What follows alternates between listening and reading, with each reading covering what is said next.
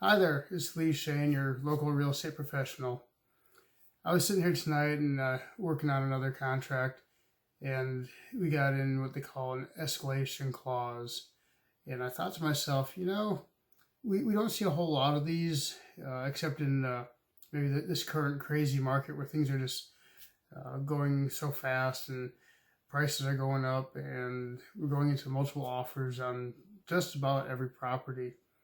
But I thought about this escalation clause and realized there's probably the majority of people out there don't even know this exists.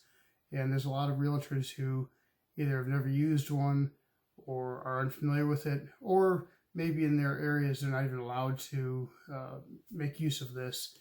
It's typically drawn up by an attorney, and then we as realtors use it.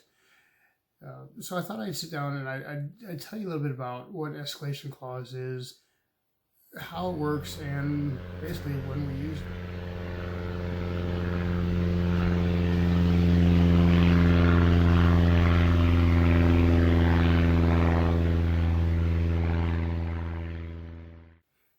So an escalation clause is essentially just a real estate addendum, and it's sometimes called an escalator, and not in the way that you think of an escalator. It basically lets a buyer say, I'm willing to pay this much for your home. But at the same time, if a seller receives another offer that's higher than what I'm willing to pay, then the escalator kicks in and my offer then becomes the highest offer.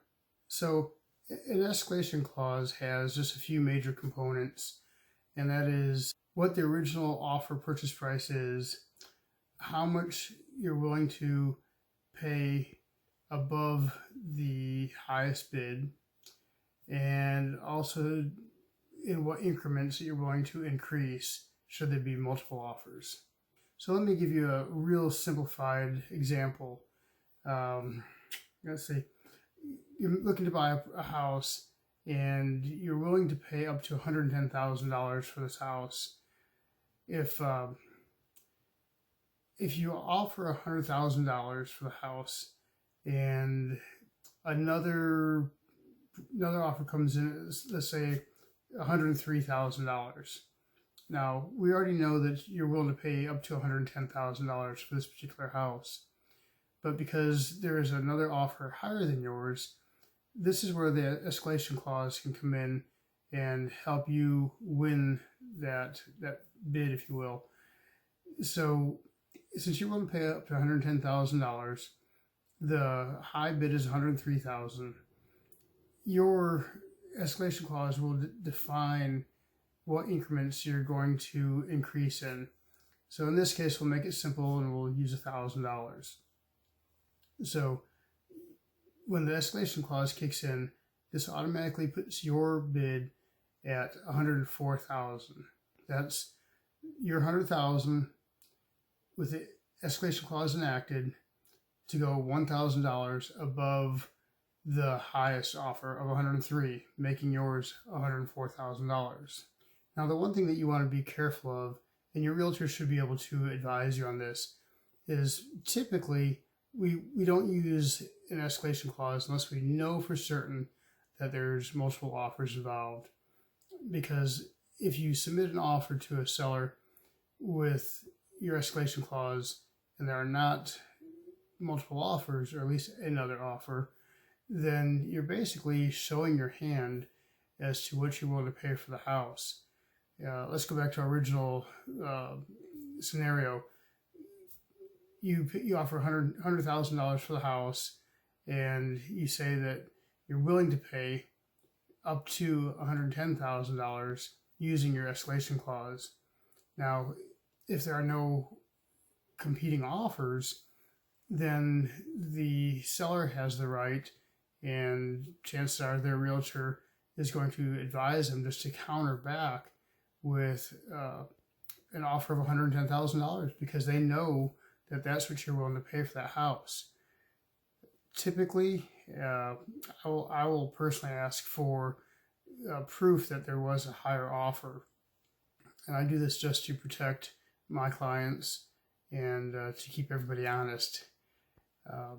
So I guess what I'm saying is the bottom line is that you really want to make sure that your realtor knows that there's more than one offer.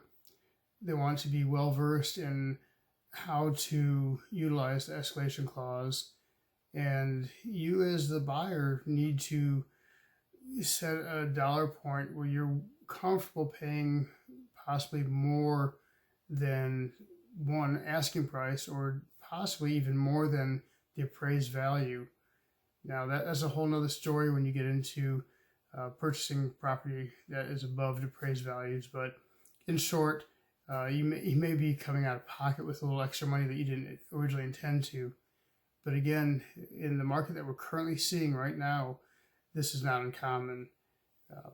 If you find a house that you really want, don't wait. If it goes into multiple offers, utilize the escalation clause, and just make sure that your realtor or your agent that's representing you understands how to use it and doesn't put you in a position where you're going to end up paying more than you can actually afford. So I hope that kind of clarifies what an escalation clause is. And if you're in the market for buying a house and maybe you've been unfortunate enough to have lost out because of multiple offers, now you have a way to kind of move things in your favor. So if you have a question, leave it down there in the comment section down below, and I'll answer it for you. If you're afraid to ask your realtor, this could definitely help you out. So there it is, escalation clause, or also known as an escalator. And hopefully you found this informative. If you did, well, I hope you'll consider subscribing and ring that little bell there, and that way you'll be notified each time that I put out a new video. I look forward to seeing you again. Until then, God bless.